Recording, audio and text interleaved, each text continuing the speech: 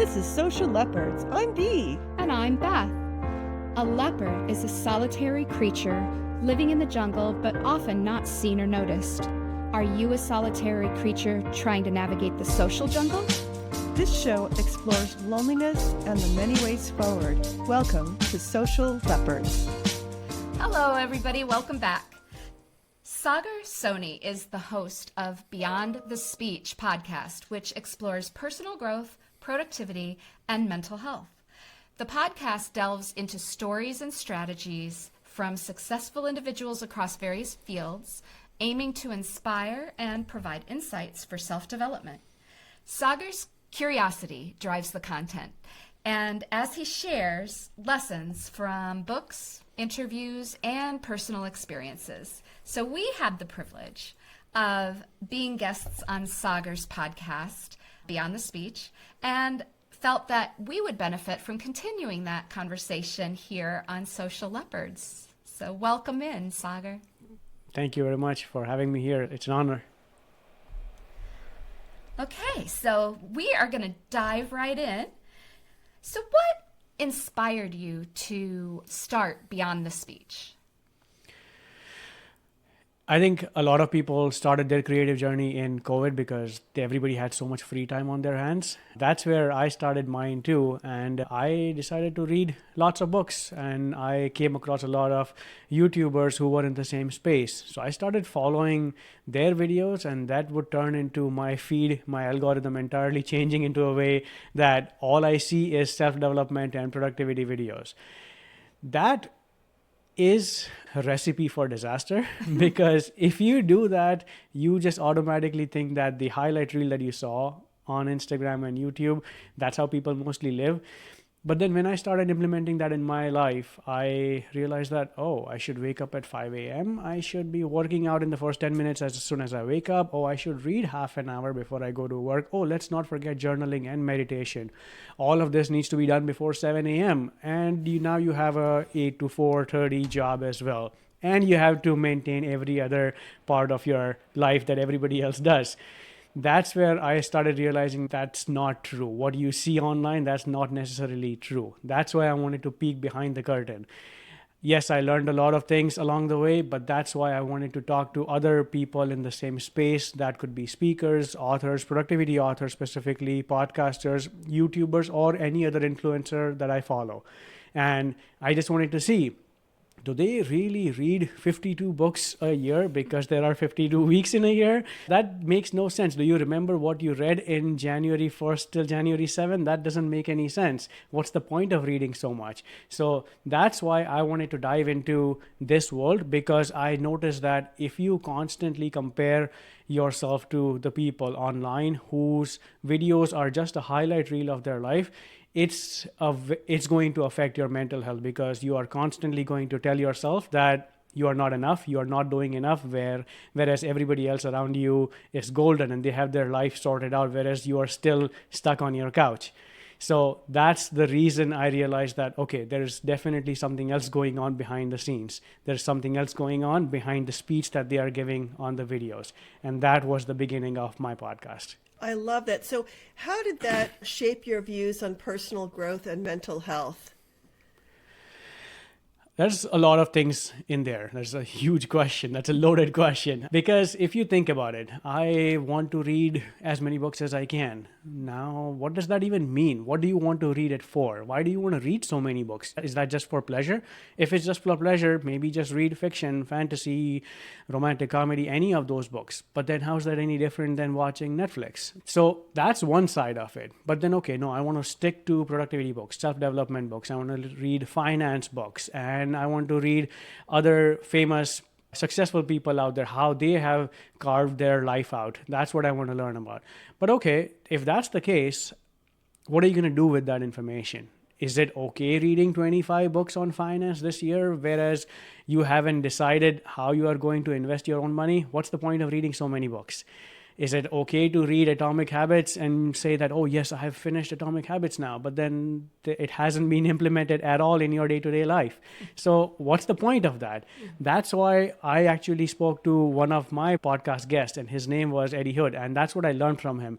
He said that it's okay to read one book a year, just one book. But once you do that, pick that topic that you are really interested in, focus on that, read that. Maybe if you really want to gather more information out of that same book, maybe download an Audible and read that and listen to that while you're out on a walk. Maybe find his interviews and his YouTube videos that you have seen on other platforms. You will learn more. If it's about, for example, let's say I'm into public speaking, I want to learn more about that, then okay, maybe find other public speaking seminars in your space. Maybe watch more videos about that. Maybe see if there are any stand-up shows coming up near you where you can meet other like-minded people, where they are just speaking as their job, or maybe it's impromptu. So find people and community around you around the same book. Sure, you just read one book this year, but just see how much more knowledge you have about that specific topic.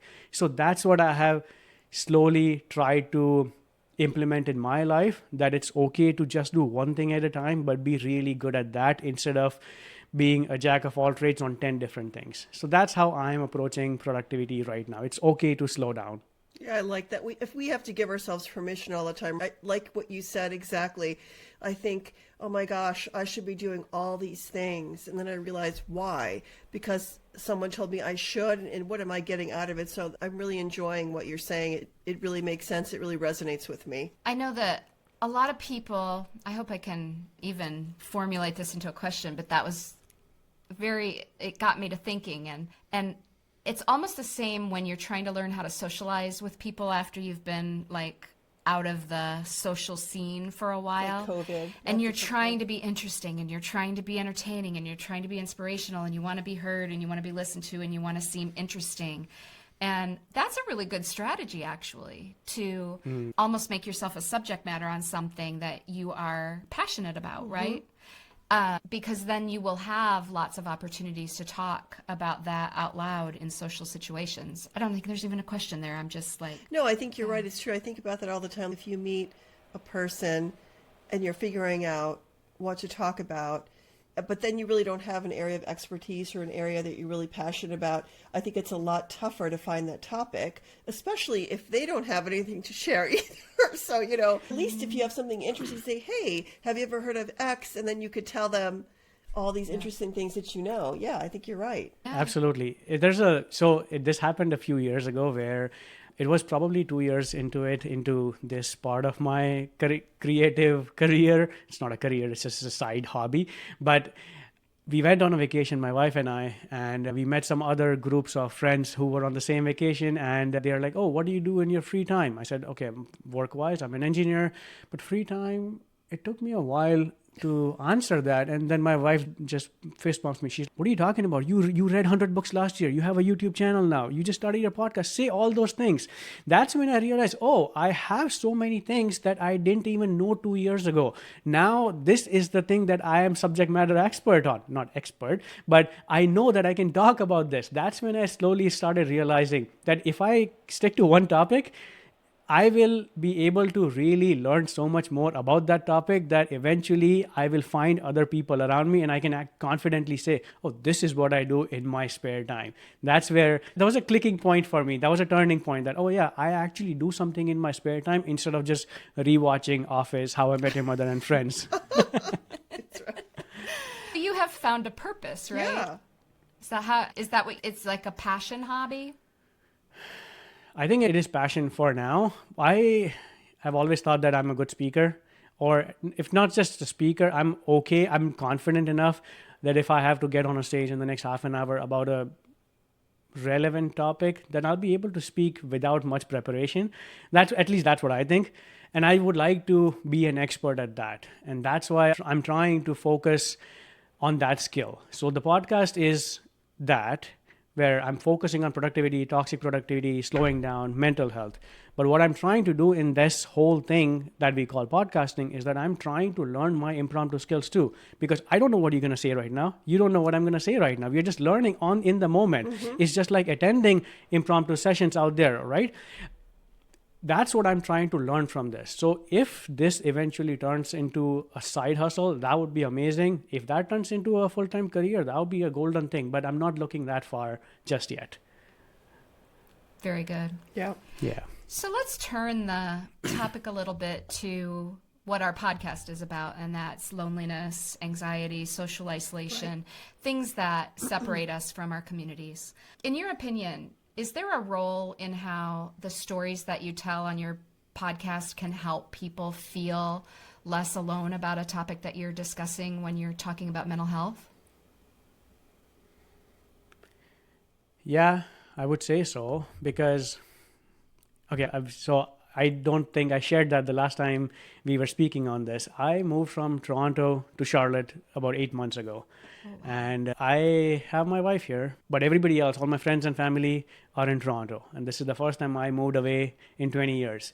My longest commute was a 3-hour drive to my parents' house or my closest friend's house. Now I'm a 3-hour flight away from them. So I didn't know what loneliness was until I came here.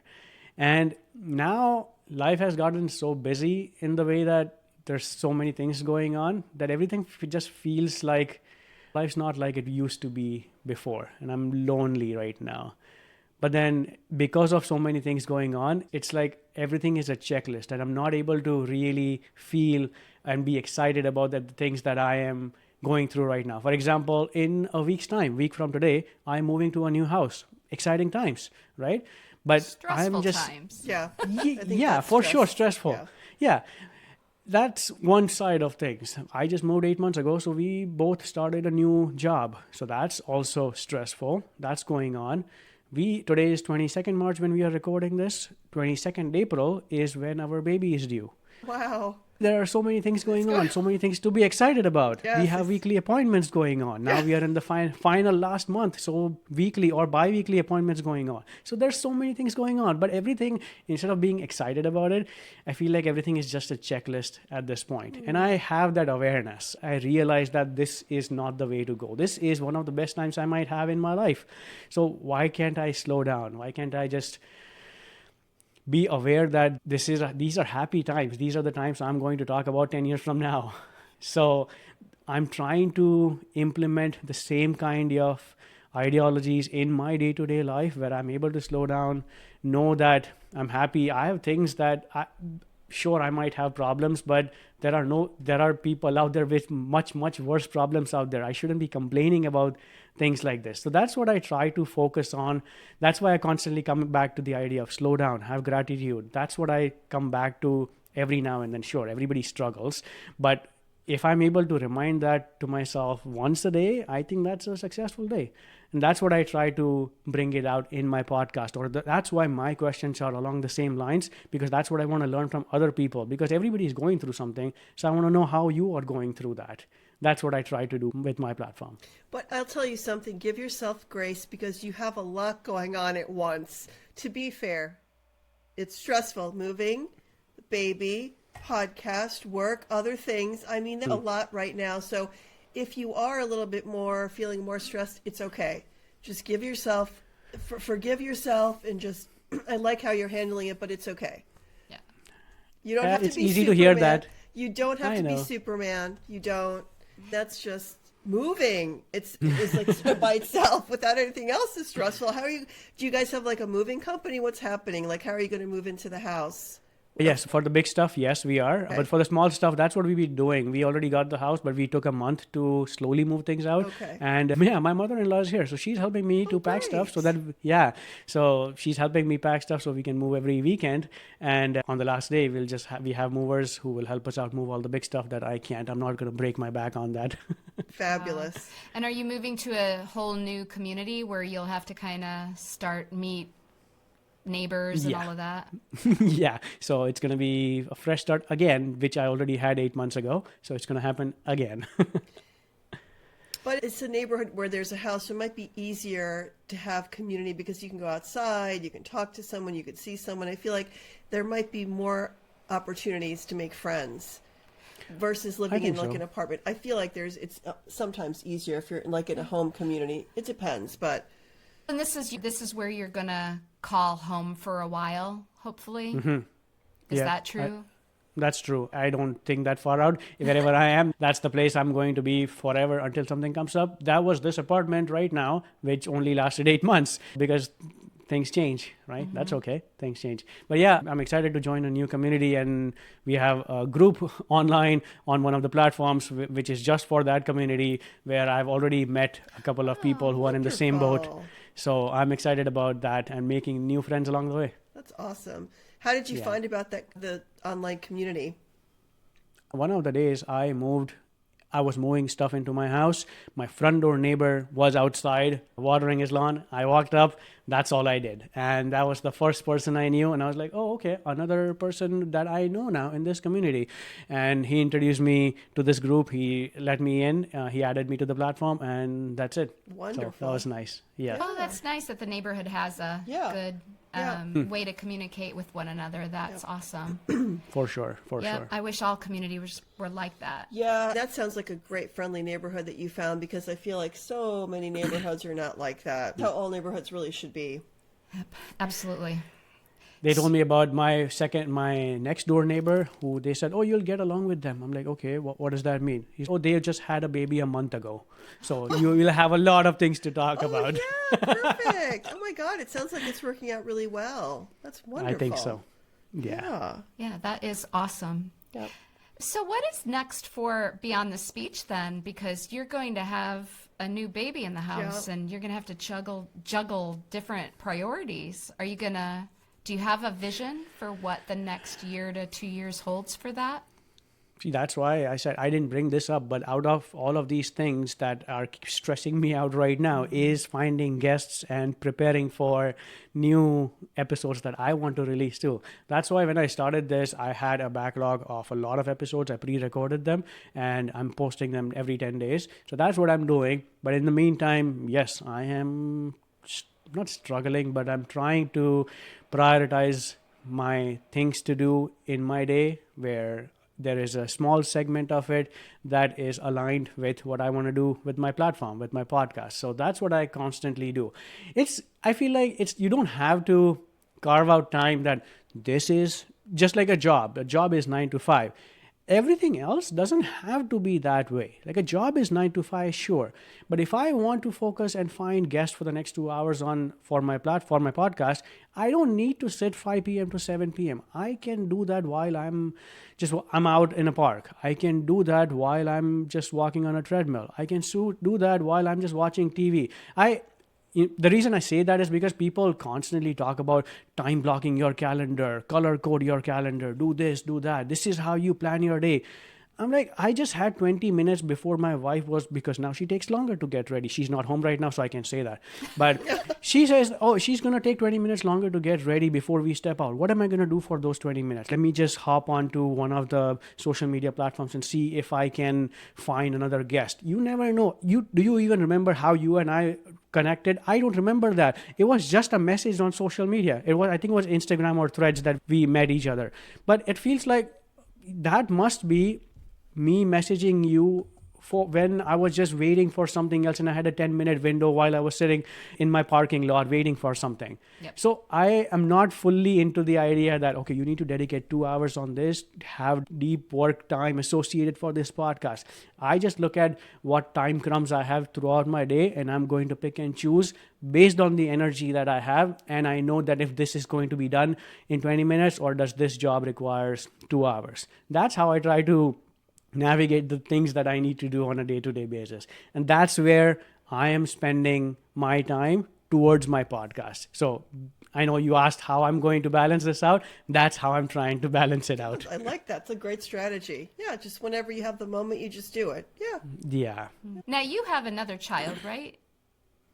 No, No? I do not. Oh, No. okay.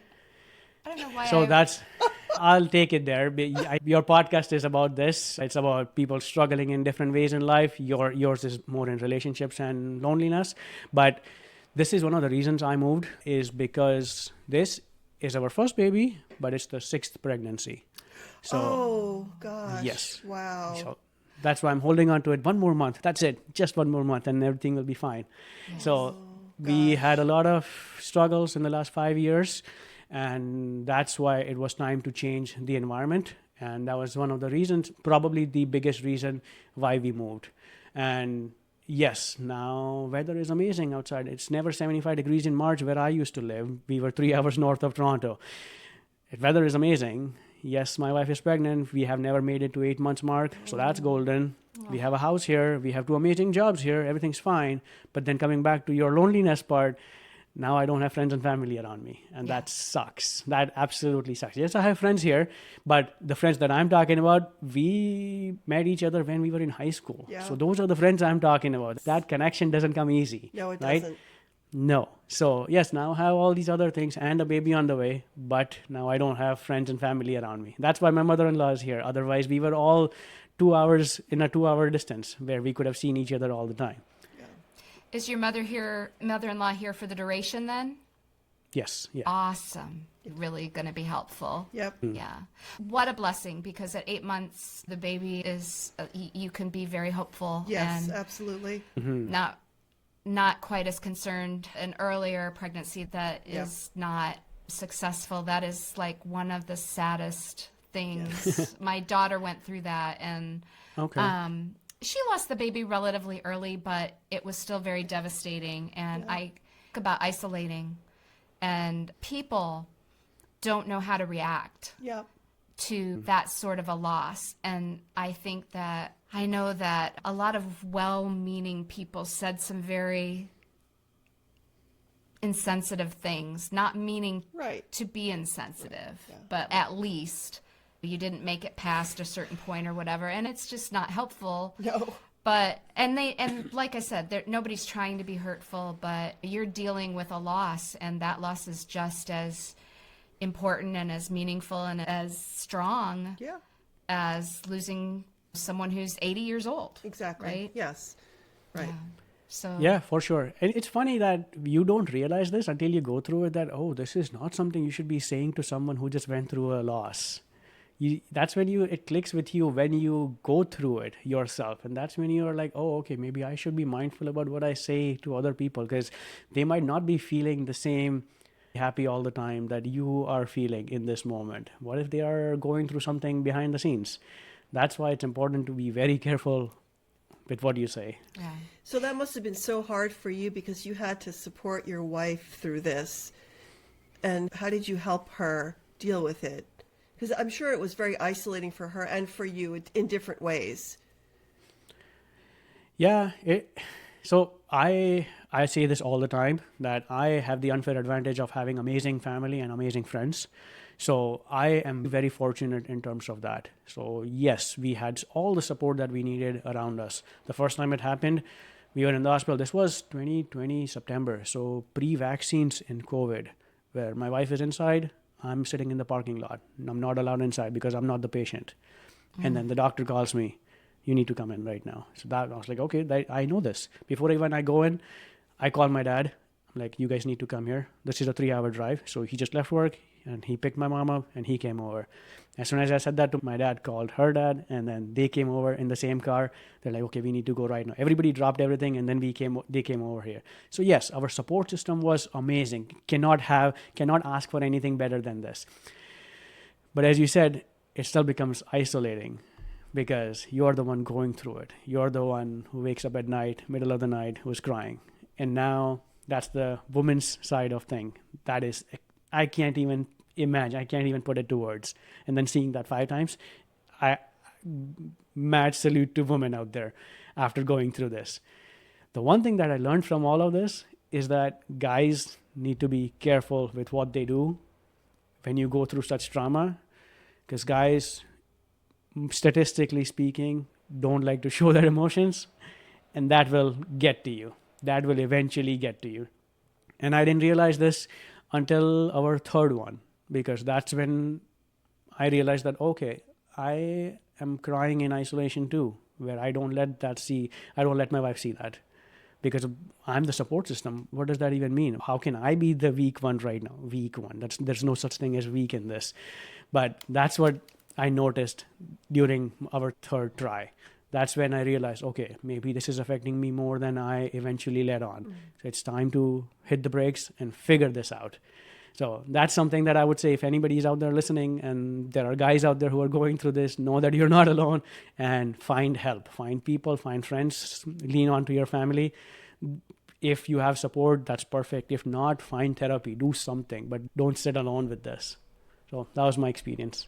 Yeah, you're a strong person, and kudos to you that you kept trying. And because maybe people would say, I can't do it anymore because I don't want to deal with that loss. So that's great that you guys are both strong people. That's wonderful. Yeah. Oh, I have a very strong wife. Don't tell me I'm strong. Yeah. Yeah.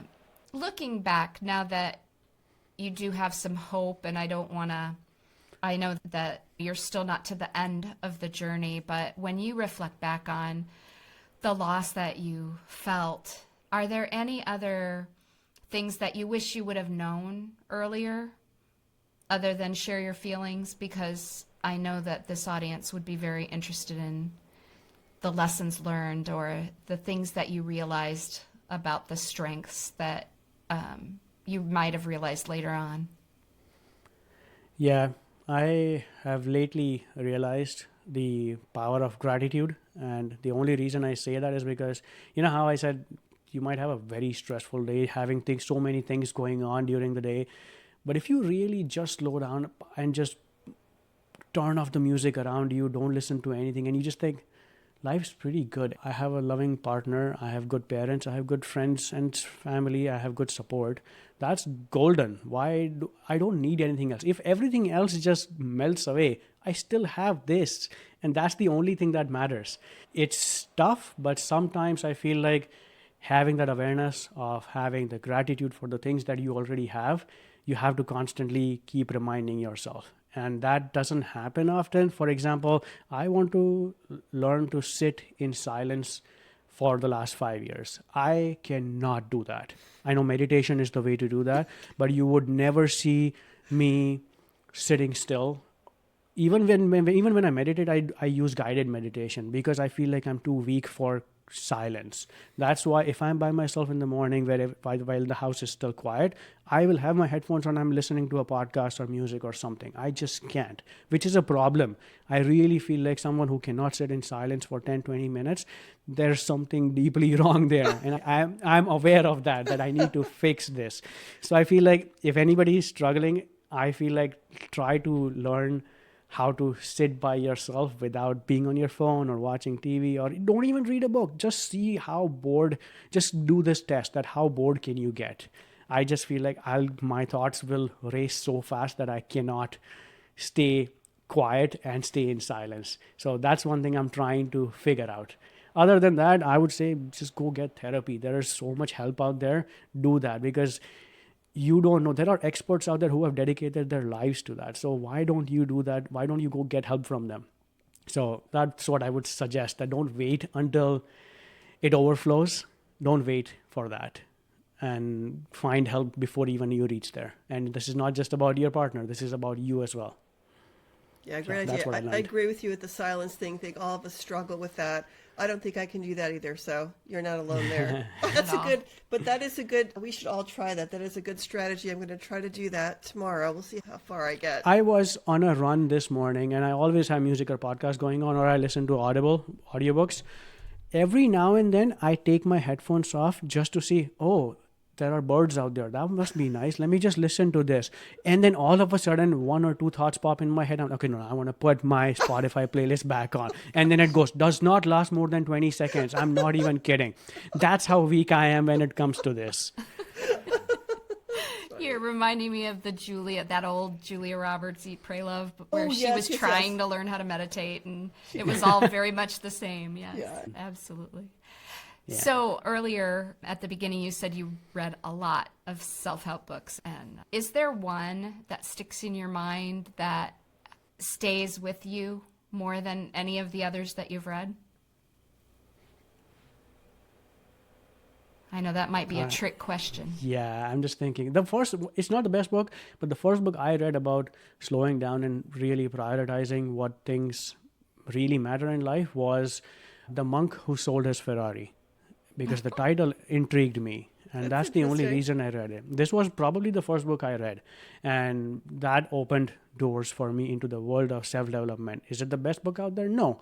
But it was the entry point for me. That's why I keep recommending that book to people. I just finished one by Sahil Bloom. He was a ex-private equity guy in the finance world and quit all of that and moved closer to his family. He had some issues as well. And his book is called The 5 Types of Wealth. And it's social wealth, financial wealth, mental health, physical wealth, all of that. So that was an amazing book. So yes, I would say right now, if you ask me, that's the book that I would recommend to people. I like that. But because that allows you to really balance and really be aware of what's going on in your life and see that are you really happy in this aspect of life. Because he said that, yeah, he was on the trajectory of making $1 million by the end of the year. So now his financial wealth is over 100. But then I'm waking up super early because I need to be at the office by 6 o'clock. That means no time for workout. That means no time for preparing my food, which means my physical health is getting affected. So that switch is completely turned off. That's the wrong way of doing things. So that's what this book is about. I would highly recommend that. I just finished it. It was nice. Wow. Thank you. Yeah, that's a good recommendation. I think I did that organically recently. I changed roles back in December, and sometimes I think my brain hasn't caught up with that change because I had a very stressful job, and now I have a job that I actually do have that time to take that break mid-morning, take that break mid-afternoon, and make sure that most days, sometimes the mornings are hard because we work with some people who are offshore, so the hours Are different. yeah, it causes us to take the schedule and do a lot of the meetings at the beginning of the day. But then I always have like time to eat lunch, and that never used to be the case. Wow. And slowly I am beginning to appreciate, but it felt very foreign at the very beginning of the experience because I was like, wait a minute, I have time to think. That never happens in my life, my work life. And what am I doing wrong that I'm not super stressed and busy all the time? And it took a while, but I'm finally like getting used to that. Not that I'm not busy, I'm busy, but it isn't that, there isn't like a regulatory deadline type of busy. It is just a constant flow of things to pay attention to, people to meetings to have, things to plan. And it is very refreshing, I'll tell you what. And it could not have come at a better time because I am getting to be a certain age and I have a 5-year plan to retire now. And That's so nice. this is a beautiful way to start doing that slowing down thing that you talked about on my own unique way. And it's funny when you see that people need to slow down in different aspects of life. Yeah. Not everybody everybody does not need to slow down in the same thing. Yeah. Yeah, not in the same way either. Yeah, it's interesting to hear other people's story on that. Yeah. So, what do you think are some common myths about loneliness that need to be debunked? It's not a myth. I feel like it's not because of my experience in the last couple of months. Right. I'm not lonely. If you ask me, if you ask my wife, she'll think I'm completely fine. But openly express that part of my life now. Okay. That yes, that things could have been better, relationships or friends wise, because not everybody is in a drivable distance anymore. So I am learning slowly that it's okay. I'll just pick up the phone and I'll call the WhatsApp group of all my guys. I'll just call them, or I'll call one of my parents. I'll just do a group call on a video call on that. So that's one thing that I feel like if you feel like you're lonely, if you have friends and family, just give them a shout. You never know, that might just make your day. It might make the rest of your day because you were feeling down the whole time. I've noticed that lately. But myths wise, okay, I won't say that it's nice. Oh, go find new communities and the things that you're passionate about. Go join Racket Club or go join Dodgeball because you will find people in your space. Because I have never gone through that. I cannot say that, oh, this is going to work or this is not going to work. One thing I know for sure, that if you don't have friends after 30, it's so hard to make new friends. It's just so hard. And yeah, you can make your colleagues, your friends, or you might make friends who live in the same community. But it's not going to be the same feeling, same attachment like you had with your friend who you met when you were 14. There's no way that gap is never going to be filled. At least not in my experience so far. You guys are experts, so you might know better than this. I think That's my experience. I think that's wonderful that you said that. So needs to be said. And I think we have felt the same thing, that I always thought there was something wrong with me because after a certain age, you said like my daughter was like little and I was obviously over 30. And I thought, oh my gosh, there's something wrong with me. But you're right. It was incredibly difficult to make friends because you don't have the same amount of connections. You're also older. Maybe you've got different perceptions about what friendship is. What is it when you're little? You're just so uninhibited. You're so pure. Like you can connect on so many different levels because you don't have the levels of social inhibition. I think what you're looking for is your radar of bullshit is too wide. Yes, so you that's can't right. tolerate other people's bullshit. That's what it's all about. I love it. Yes. I think you might be right. He's right. Yeah. Because our bullshit receptors are bigger when we're younger because we don't, or there isn't that much bullshit. Maybe. Yeah. We yeah, haven't you didn't care developed enough. all the baggage and stuff that we have when we're older. You're right. So we're like more open to those connections because it doesn't matter. It's, oh, let's go ride our bike together. Okay. Now it's more like, oh, wait a minute. That one has a better car than me. I'm not talking to them. Something like that, right? Well, Yeah. and I think I'm thinking back, and we've talked about this a lot in season 1, but not really a whole lot in season 2. But when I made a move to another community, right? And I had trouble making social connections, period. And I tried all sorts of different things, but it was very much easier for me to just sit in my own house and do things that weren't quite so productive. I did read a lot of books, that's for sure, but I did crave that social connection. And then it became about, how do I meet people? And it took an error and a little bit of luck to find the social group that I found that led me to be. I think it's about not giving up and not becoming complacent, because it is definitely more difficult as you age. And I think part of it is that you get it set in your ways, and That's not the willing nice to way of come- saying that same thing. Yes, that's the nice way of, yes. Sorry. Yeah, I should have said that. No, we like the way you said it better. Yeah, you said it better. I think I'm reflecting it back Yeah. from my own personal perspective. I don't know what I'm doing. And it just took a lot more effort in Yes. this and I don't remember that being the case when I was younger. Yeah. think Because it was I moved easier. a lot, and It was easier then. yeah. Yeah. And you know, when you're in school, when you're a kid, you've got an instant Yes. bunch of kids that are in your your neighborhood, grade. and Yeah. so that makes it a little bit easier too. And now when you're living the remote job lifestyle, or everything's just very different, and it's very digital, and so that puts another kind of like layer of complexity there, because you just don't meet as many people out and about in the course of your daily life. You just said about something about luck. I feel like I have a new stance on this now. I used to believe that, yes, you are either lucky or you're not lucky. But I feel like you have the capacity of growing your luck surface area. You want to meet more people? Don't work from home. Sure, your job allows you to work hybrid, because I have people at my work who work 4/10s. We are allowed to work 2 days from home. There are some people who come all 4 days regardless, because they like seeing other people. You have that option. Go do that. Okay, you want to see other people, you like running, go find running clubs around you. You can't just be like, oh, maybe they are not super close to my community in a 5-minute radius. They are 20 minutes out. Guess what? You want to make new friends? Go drive that 20-minute drive, right? You need to do that. But that would only happen, and then you'll get lucky. Oh, I met this friend who knew that he was part of the same running club that I joined when I moved to this new city. It was not just luck. You decided to go join that club at the same time he decided to join that club, and you just happened to meet, and you both got lucky. So I feel like, yes, there is an idea about just dumb luck, but there are ways of increasing that luck surface area as well. So that's my experience, at least right now. Very good point. Yep. Yeah.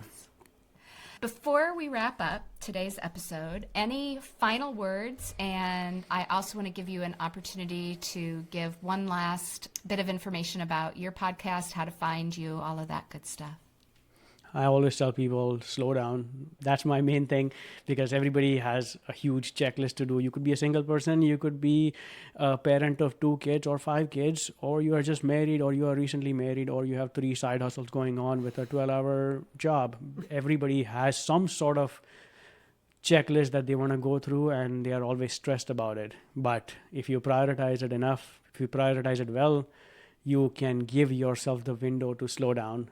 That's what I'm learning in the moment right now, because out of the 20 things, let's just be straight up, probably 3 things are important that needs to be that needs to be done today. Everything else can wait till tomorrow. It can roll over to the next day. So just relax, chill. The world is not going to end because you did not go through your list. That's what I tell people. That's all. Okay. Yeah. So Sorry, go ahead. So we love your energy. I just love it. It's like infectious. So it's Thank really you. always nice talking to you. So It was a pleasure too. Yes. All right. And where do we find Beyond the Speech?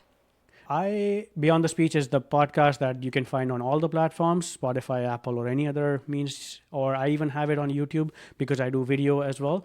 I recently started a Substack newsletter as well because not everything makes it to the video. Things that I'm just thinking about, I just write it down and then I make it clean PG-13 so that I can post it on Substack. That's what I do. And that's where my newsletter, it's called the same thing, Beyond the Speech on it. I have my Instagram, Sagar Soni 1991, because that was the only ID they were allowing me, because everybody else took Sagar Soni 1, Sagar Soni 2, Sagar Soni 3. So I'm stuck with 1991 because I was born in 1991. So that's where you can find me on Instagram. Okay. That's where you can find me. All right. Thank you for your Yes. time and Thank you. your insights. We appreciate them very much. and we very blessings much. for your baby, and everything will work out. We're going to pray for you, and Thank you very much. I appreciate that. Yes. Yes, and I expect an Instagram message Yes. on our Social Leopards. yes, size, pictures, all that stuff. Yes. Yeah, I'll do that. Okay, that's it, Social Yes. Leopards. Yeah. Have a great week. All right, see you next week. Bye-bye. Hey, Social Leopards, don't slink back into the jungle quite yet. We have 2 important messages to share. First, remember to like this episode, drop us a comment, and if you haven't done it yet, follow this show or subscribe to our YouTube channel.